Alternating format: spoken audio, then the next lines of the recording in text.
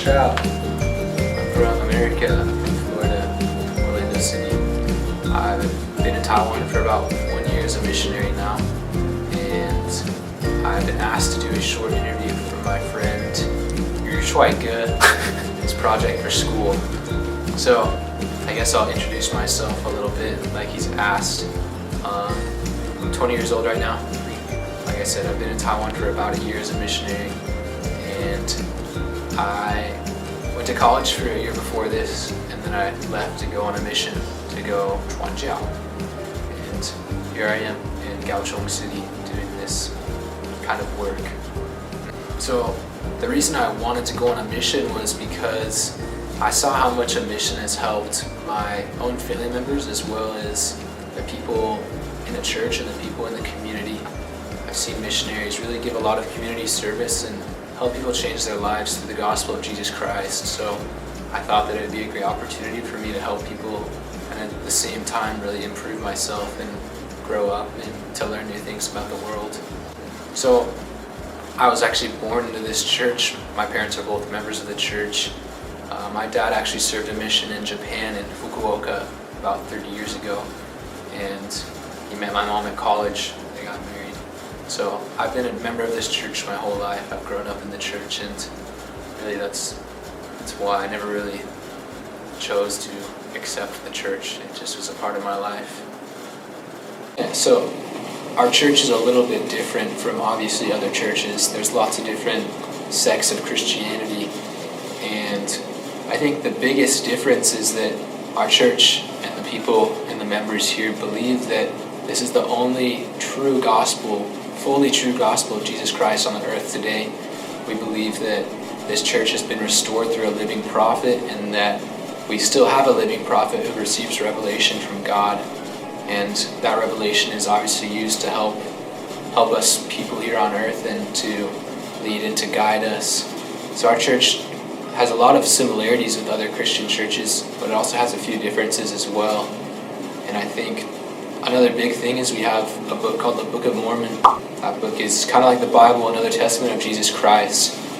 Its contents include lots of scriptures, obviously, and it's an ancient history record of people in the Americas a long time ago, about 400, 600 years before Jesus Christ was born, and until about 400 years after he died. And it includes lots of prophets during that time, their relationship and communication with God, as well as a record of the people and their history. Missionaries, when they choose to go on a mission, they put in a lot of paperwork, and they do a lot of paperwork and give it to the church and say, hey, I want to go on a mission. And the church will decide whether or not you're obviously suitable to serve a mission, because us missionaries, we ride bikes and we walk and we're outside a lot of the day. We work really, really hard, and a lot of people, their bodies just can't handle that. So number one, you have to be ready to go on a mission. Number two, you have to be worthy to serve a mission as well. You have to be spiritually fit, as well as willing to serve the Lord and the people of your chosen country. And then the third part is just, we believe that through the apostles, the living apostles of the day and the prophet of the day, they receive revelation where to send us around the world. And so the world has about 400 different missions, and Taiwan has 2. There's one in Taipei and there's one in Taichung. And I obviously serve in the Taichung mission, which is Taichung all the way down to Kending. And we believe that call is direct revelation from the Lord where we need to serve. So some missionaries don't have any language background before they go on their missions. I studied Chinese for about 5 years before I came to Taiwan, so I was lucky that I was able to serve in a place with the Chinese language as the main language. But I have lots of friends from college and back home that were sent to countries where they didn't know the language at all. Like my cousin, he studied German in high school and was sent to Peru on his mission where they speak Spanish. So it's all up to the apostles, and it's up to the Lord where he needs you to serve. And we really do believe that it is an inspired call. It's where you need to serve, and it's where the Lord needs you to be. My mission, I've definitely felt that I've met lots of people who I felt like I needed to meet, and and I was lucky enough to teach them the gospel and to help them come into Jesus Christ. So it really is a cool blessing. Kind of like my dad, he was called to serve in Japan. He never took Japanese before his mission call, but he still is fluent in Japanese today, and he's used that throughout his whole career as a businessman. So the question that he just asked is, what is a missionary's daily schedule like? Our schedule goes as follows. We have a lot of rules, and we have to follow those rules. So every day we get up at 6:30. That's a rule. We have to get up at 6:30. But you can also get up a little bit earlier at 6 if you want extra exercise or language study time in the morning. So from 6:30 until 10 a.m. we have preparation time for the day. So we exercise, usually go run or lift weights in the house, or we go play basketball or sports or something. And then we obviously shower and get dressed, eat breakfast, and then we have free time and time to plan for that day. So we plan out every hour of our day. And then we also have 1 hour of scripture study, of gospel study, where you can study the Bible or the Book of Mormon or other church-related things in order to help us be ready for the day spiritually. And then at 10 a.m. we leave the door to go proselyte. And from 10 a.m. to 9 p.m. at night, we proselyte. So we have an hour dinner break from 5 o'clock to 6 o'clock. And we have a 30-minute lunch break whenever we want to eat lunch. And during that time we also have another hour of language study and another hour of companionship study, where we study as a missionary companionship together.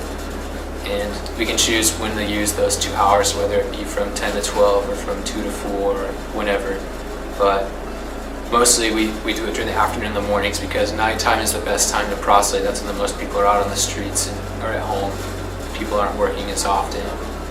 Like I said, nighttime is the best time for pros, and we pros until 9 p.m. at night, and then we go home. And from 9 p.m. until 10:30, that's free time where we can write in our journals or study Chinese or exercise if you want. But in our apartment there's no TV or radio or music or anything. Those are all missionary rules, where you can't watch TV or listen to the radio or play with video games or whatever. That's just missionary rules. They want us to stay focused on our purpose, which is to bring souls into Christ through His gospel. So that's usually how our day goes. We go until 10:30 at night. We have to go to bed because that's another rule. And you just start over again. Next day, 6:30. Get up, get going, start exercising. We do have a couple different things throughout the week. On Wednesday nights, we teach a free English class at 7 o'clock at all of our chapels. And that's from 7 to 8:30. It's a service us missionaries do and give towards the people of Taiwan. We also have meetings occasionally with other missionaries and with the leaders of our mission, and over whatever training things we have to do. And then on Sundays we go to church, obviously. That's our purpose, is to bring people to church. And we have to go to church as well. It's the most important part of the week, to partake of the sacrament. But that's from Sundays from 8:30 to 11:30 at our chapel. But different chapels have different times. And then our Sunday schedule is just like a normal schedule as well. We just have our studies, we go to church, and then we proselyte on Sunday as well. It's just up to you. We don't receive any pay for what we do. We actually pay money to do this. We pay the church about $400 US a month, and they provide us an apartment and food. Not food, but money to spend on food, as well as insurance. And they cover your plane tickets to wherever. But you pay the church to go on a mission, so I'm actually paying to do this and receiving no money in return. But like I said, it definitely is worth it. You receive a lot of blessings, and you help a lot of people. It's a great life experience. Yeah, so in the scriptures it says that the gospel should be preached by the mouths of 2 witnesses. So us missionaries have a companion, and we live with that companion 24/7. One of our rules is they're not allowed to leave your sight or your sound. So my companion is actually just behind this camera. He's also an American like me. He's from Hawaii, and he's actually part Korean, or full Korean. Full American, full Korean. 한국어, 미국어 한이. And it's super cool having a companion, super fun. It's like having your best friend with you all the time. You can help each other out in situations. You can strengthen each other, and you can support and keep each other safe. That's why really we have companions. So I think the hardest thing is just being away from your family and friends, absolutely.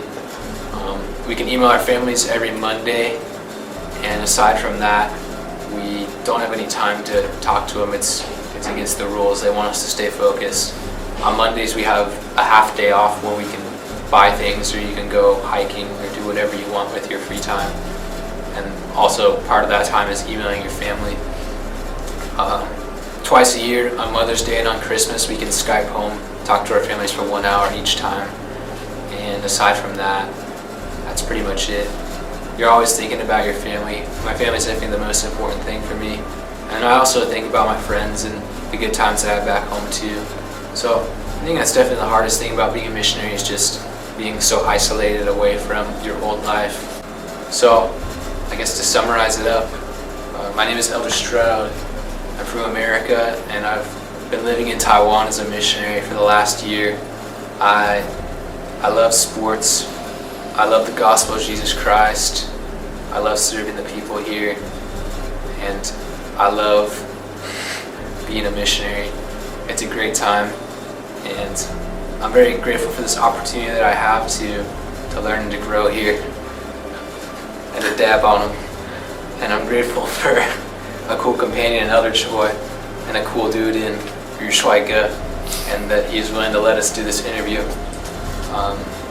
That's pretty much it. If you want to learn more about our church, you can look for us missionaries on the street, or you can go to mormon.org/ZHO. That'll take you to the Chinese website. I know this church is true. I know that the Book of Mormon is true, and that the things that us missionaries teach are also true. And I know that this gospel can help any of you. I'm also a big fan of English. I know that English will improve all of your lives. So, as hard as English is sometimes, I encourage you to keep it up, to keep studying it. It'll benefit you no matter what. English is the language of the world, and as important as Chinese is, I love Chinese too. English will always be numero uno. Yeah. Well, that's pretty much it. 是这样子. Yeah.